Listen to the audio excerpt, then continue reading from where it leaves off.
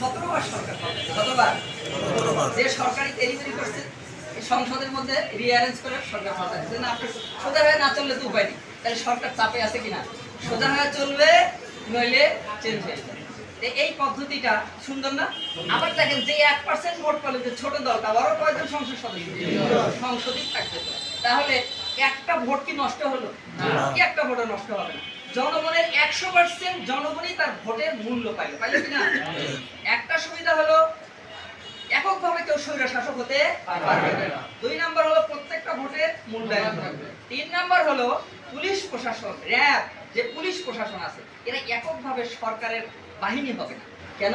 ও চিন্তা করবে আমি যদি সরকারের পক্ষ নিয়ে বাড়াবাড়ি মারামারি অতি অত্যাচার করি তাহলে বিরোধী দল তো আমার বিরুদ্ধে ওখানে কি তুলবে, সংসদে অনাস্থা দিবে, এটার বিরুদ্ধে একটা ঝড় তুলবে, তখন তো আমার বিপদ হয়ে যাবে। কাজেই পুলিশও এককভাবে সন্ত্রাসী করবে, পুলিশও সোজা হয়ে যাবে, তাই না?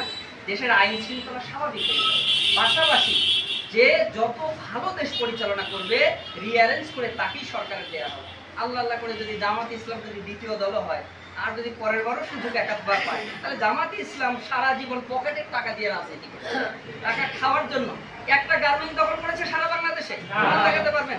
একটা হিন্দু বাড়ি দখল করেছে, প্রমাণ দেখাতে পারবেন? কারো জায়গা জমি দখল করেছে, কারো ধর্ষণ করেছে, কারো উপরে সন্ত্রাসী কর্মকাণ্ড করেছে, কোনো প্রমাণ নাই। বরঞ্চ পকেটের টাকা দিয়েই তারা জুলুম নির্যাতন সহ্য করেছে, জেল কেটেছে, ফাঁসি হয়েছে।